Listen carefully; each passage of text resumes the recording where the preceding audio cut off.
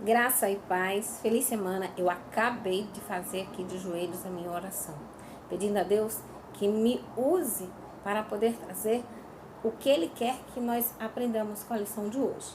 E também para que tudo que não provenha dele saia do meu coração e que o Espírito Santo é que atue no estudo dessa lição, para que eu e você possa entender plenamente a vontade de Deus e o que Ele quer nos ensinar. Amém?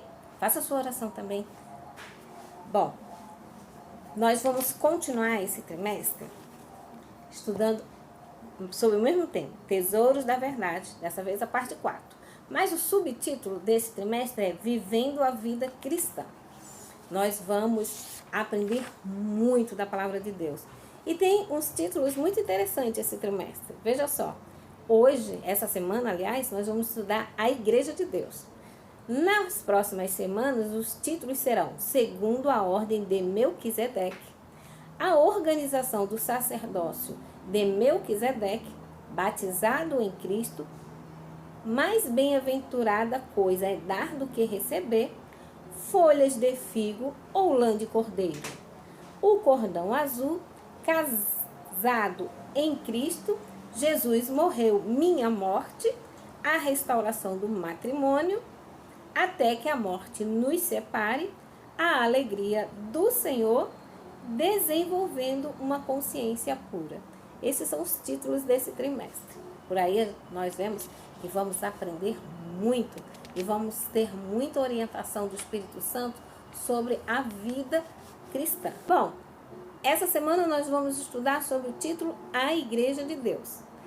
João, capítulo 17, verso 21, diz o seguinte: para que todos sejam um, como tu, ó Pai, o és em mim, e eu em ti, que também eles sejam um em nós, para que o mundo creia que tu me enviaste. E o texto de Testemunhos para a Igreja, volume 4, página 17, diz assim: com que fervor os profetas e seguidores de Cristo devem tentar responder essa oração em suas vidas. Ok? Bom, no domingo, hoje, nós temos o título Orando em Prol da União. E a pergunta A diz: que problema que levou à crucificação se manifestou entre os discípulos? Por isso, que princípio novo Jesus introduziu na última ceia da Páscoa? Lucas 22, 24 diz: e houve também entre eles contenda sobre qual deles parecia ser o maior. Essa é a resposta da primeira pergunta, né? Qual foi o problema que levou à crucificação? Essa briga pelo desejo de quem será o maior, né? E qual foi o princípio novo que Jesus introduziu?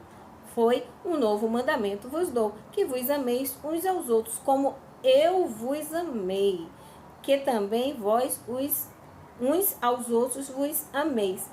Agora não era mais amar uns aos outros como a ti mesmo, é amar um ao outro como Jesus nos amou.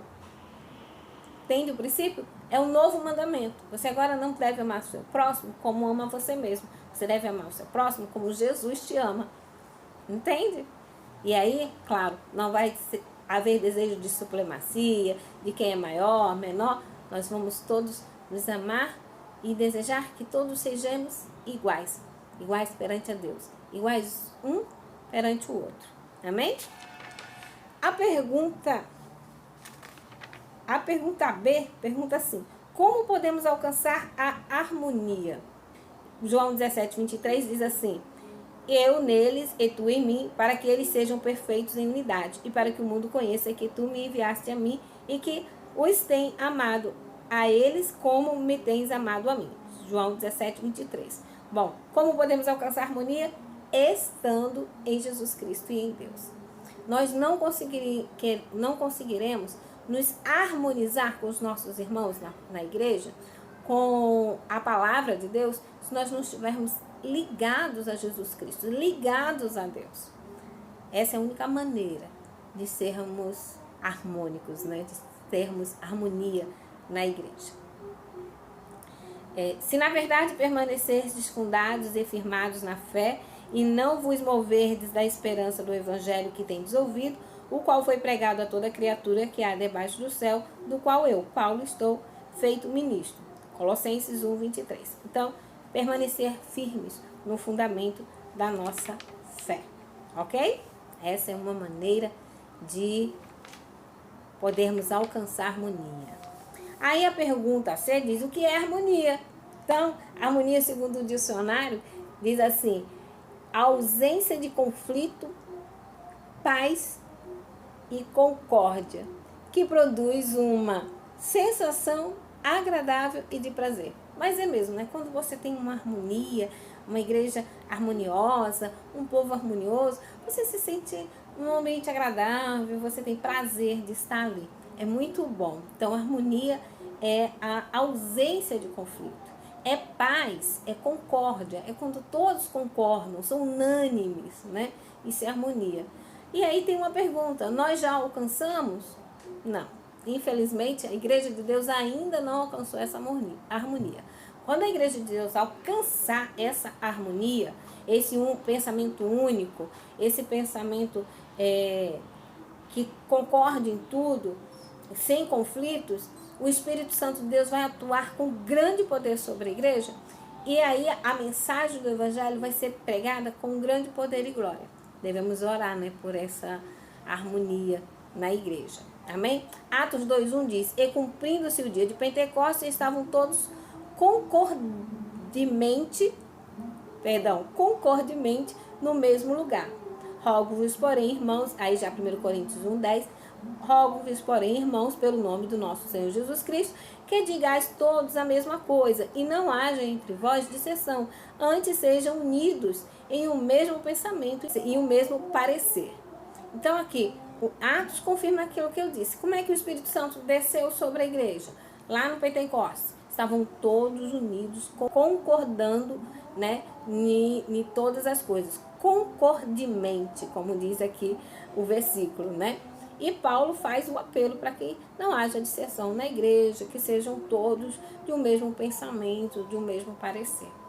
Nós temos um texto de 1888, escrito por inspiração, que diz o seguinte, os métodos estratégicos pelos quais alcançamos certos fins nem sempre são exatamente os mesmos, por isso somos obrigados a usar a razão e o discernimento quanto ao modo como devemos avançar. A experiência mostrará qual o caminho mais adequado, dependendo das circunstâncias.